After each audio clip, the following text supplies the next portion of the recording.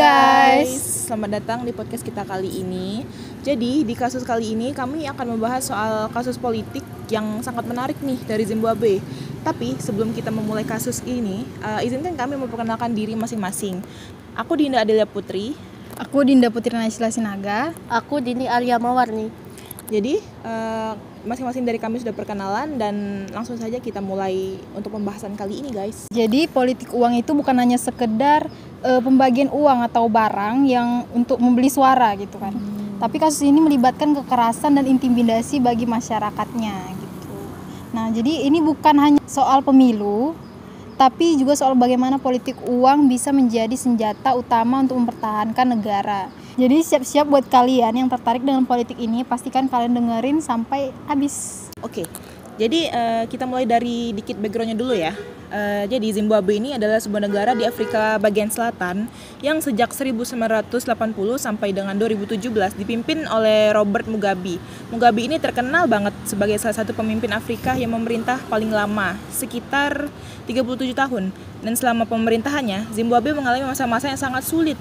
Salah satunya adalah krisis ekonomi yang paling parah di awal 2000-an sampai sekarang, guys. Di mana hyperinflasi terjadi dan mata uang Zimbabwe nyaris nggak ada nilainya. Waktu itu, orang Zimbabwe sampai harus membawa tumpukan uang untuk membeli roti. Cuman buat sekedar roti, guys. Karena harga-harga tuh melambung tinggi. Jadi bayangin deh, di tengah situasi ekonomi yang kacau seperti itu, kayak masyarakat Zimbabwe tuh terutama yang tinggal di pedesaan, hidup dalam kemiskinan ekstrim. Ini bikin mereka jadi sangat rentan terhadap iming-iming politik uang. Jadi mereka tuh tertarik karena mereka juga dalam kondisi kemiskinan gitu. Dan disinilah kayak politik uang yang dilakukan oleh Mugabe dan partainya ZANU-PF itu mulai jadi isu besar di pemilu 2013. Nah, gimana tuh ceritanya?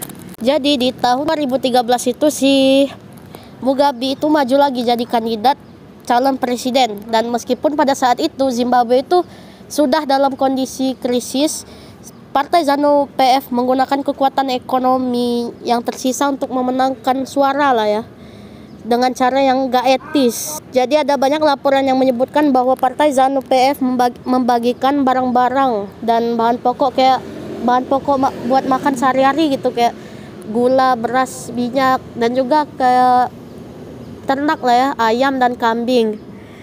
Ya bayangin deh, lagi krisis kayak gitu, terus dibagiin makanan secara cuma-cuma, itu pasti diterima lah ya kan ya. Masyarakat yang sangat membutuhkan itu pasti kayak terdesak untuk dukung si Mugabe ini. Itu tuh bukan bantuan yang diberikan secara tulus loh guys. Ini politik uang yang terselubung. Masyarakat yang menerima bantuan ini merasa berhutang budi dan berpikir bahwa mereka tuh kayak kita harus pilih dia nih karena dia tuh udah ngasih kita makanan kan. Ini tuh disebut salah satu taktik clientelism, di mana kandidat politik itu membangun hubungan patron klien dengan para pemilih. Jadi pemilih mendukung bukan karena percaya pada program politik dan visi si calon, tapi karena sudah menerima bantuan atau uang dari si calon kandidat tersebut. Nah, tapi nggak berhenti sampai di situ. Ada juga dugaan bahwa dana bantuan sosial yang seharusnya untuk menanggulangi kemiskinan di Zimbabwe ini, jadi uang yang datang dari luar negeri, dari bantuan internasional, malah dipakai buat memperkuat basis politiknya Mugabe ini. Nah, ini jelas melanggar pelanggaran besar karena mereka memanfaatkan kritis untuk keuntungan politik. Jadi selain pembagian barang yang tadi dikatakan Dini, masyarakat Zimbabwe ini juga dilaporkan bahwa di beberapa daerah di rumah-rumah penduduk oposisi dihancurkan dan mereka dipukuli oleh kelompok pendukung Mugabe ini. Nah, jadi dengan kekerasan fisik ini, kalau masyarakat Zimbabwe ini nggak mau terlibat dalam mendukung si Mugabe, dia tuh bisa diintimidasi bahkan diserang. Ini yang membuat mereka banyak ketakutan dan terpaksa menyerah dan memilih si Mugabe ini. Nah, jadi akibatnya dari pemilu 2013 itu, Mugabe dan ZANU-PF ini berhasil memenangkan suara mayoritas. Nah, Mugabe ini kembali terpilih meskipun banyak tuduhan bahwa kemenangan itu diperoleh lewat cara yang kotor. Oposisi yang dipimpin oleh Morgan ini dari partai Movement for Democratic Change atau MDC mencoba menggugat hasil pemilu ke pengadilan, tapi sayangnya mereka nggak berhasil. Mahkamah Konstitusi Zimbabwe ini menolak gugatan mereka dengan alasan bahwa tidak ada bukti yang cukup untuk membatalkan hasil pemilu tersebut. Jadi guys, inilah masalahnya. Politik uang tuh apalagi yang sering terjadi di negara yang udah terpolarisasi dan udah dipenuhi dengan krisis, sulit banget buat dibuktiin secara hukum. Biasanya nih, politik uang tuh dilakuin dengan sangat rapi, jadi nggak ada yang tahu sama sekali. Bukti yang bisa diajuin tuh ke pengadilan sulit banget buat dikumpulin. Selain itu, Mugabe tuh ngontrol banyak lembaga negara, termasuk militer dan lembaga peradilan. Jadi kecil kemungkinan dia tuh bisa kesentuh sama proses hukum yang adil. Tapi ini tuh bukan berarti nggak ada dampak negatifnya loh guys, yang dirasain oleh masyarakat Zimbabwe. Contoh ya, jangka pendeknya, mereka tuh mungkin merasa terbantu dengan bantuan pangan dan barang-barang yang dibagiin. Tapi jangka panjangnya Zimbabwe itu terus terjebak dalam lingkaran kemiskinan dan korupsi yang nggak ada ujungnya. Karena pemimpinan terpilih lewat politik uang itu cenderung hanya peduli pada dirinya sendiri untuk mempertahankan kekuasaannya, melainkan pada kepentingan rakyat. Dan inilah yang membuat Zimbabwe itu tetap dalam kondisi krisis selama bertahun-tahun, bahkan sampai tahun ini.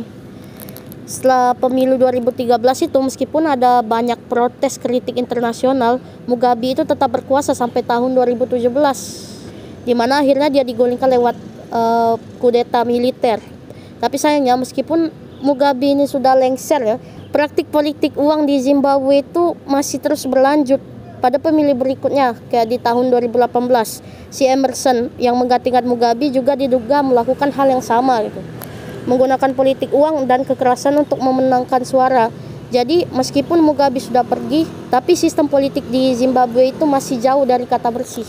Nah, jadi kira-kira nih guys, apa sih yang bisa kita dapetin dari kasus kali ini, yang bisa kita pelajarin gitu? Ya, yang pertama itu politik uang itu sangat berbahaya ya, terutama di negara-negara yang sedang mengalami krisis ekonomi seperti Zimbabwe ini. Nah, politik uang memperburuk kondisi dengan membuat pemilih merasa tidak punya pilihan lain selain menerima uang dan bantuan dari pemerintah atau partai yang berkuasa. Nah, yang kedua, politik uang seringkali sulit dibuktikan secara hukum karena pelakunya adalah orang-orang yang memiliki kekuasaan yang besar gitu, seperti presiden atau partai penguasa. Dan yang terakhir, politik uang bukan hanya tentang membeli suara dengan uang, tapi juga bisa disertai dengan kekerasan dan intimidasi terhadap pemilihnya. Nah, jadi nih guys, kita tuh harus sadar kalau politik uang nih bukan cuma masalah kecil yang bisa diabain gitu aja. Ini tuh bisa jadi ancaman serius buat demokrasi kita, terus bagi negara kita di masa depan juga. Jadi kasus di Zimbabwe itu bisa jadi pelajaran penting banget buat kita semua. Kalau politik uang itu terus dibiarin gitu aja, kita tuh bisa dapetin pemimpin yang cuma berkuasa tuh karena uang, bukan karena kompetensi atau integritas mereka gitu guys. Oke, jadi itu pembahasan kita tentang politik uang dari Zimbabwe. Semoga ini bisa membuka wawasan kita lebih luas soal bahayanya politik uang. Jadi terima kasih guys yang udah nonton video kami sampai akhir, dan jangan lupa like, terus komen, dan terus pantengin lagi channel kelas kami. Bakal banyak banget konten-konten menarik dan kasus-kasus yang akan kami bahas ke depannya, dan bakal jauh lebih menarik dari kali ini guys. Sekali lagi kami ucapin terima kasih. Bye-bye. Bye.